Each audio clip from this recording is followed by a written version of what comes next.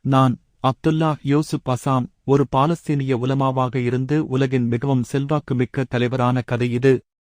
பாலஸ்தீனின் ஜெனீன் மாவட்டத்தில் பிறந்தேன்.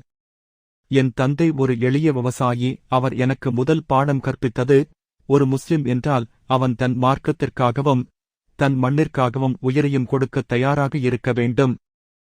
சிறுவயதிலேயே இஸ்ரேலிய ஆக்கிரமிப்பின் கொடுமைகளைக் கண்டு என் இதயம் கொதித்தெழுந்தது. நான் அல் அசர் பல்கலைக்கழகத்தில் இஸ்லாமிய நீதிமுறைகள் படித்தேன். ஆனால் என் உண்மையான கல்வி நடந்தது சிறைச்சாலைகளில். ஜோர்தான் அரசு என்னை பலமுறை சிறையில் அடைத்தது. சிறையின் இருட்டறையில் நான் உணர்ந்தேன், இஸ்லாத்தின் பாதுகாப்புக்கு ஜிஹாத்தைத் தவிர வேறு வழியில்லை.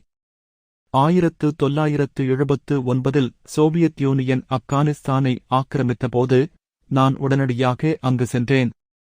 என் கண்களில் நீர் மல்க சொன்னேன், இது ஒரு போர் அல்ல, இது உம்மாவின் மரியாதைக்கான ஜிஹாத். நான் பேஷாவரில் முதல் அரபு தன்னார்வலர் படையை உருவாக்கினேன். என் கொள்கைகள் தெளிவாக இருந்தன. ஒவ்வொரு முஸ்லிமின் தனிப்பட்ட கடமை ஜிஹாதில் பங்கேற்பது. பாலஸ்தீன் மற்றும் ஆப்கான் போராட்டங்கள் ஒரே நாணலின் இரு முனைகள். இஸ்லாமிய உம்மாவை ஒன்றுபடுத்துவதே உண்மையான வெற்றி.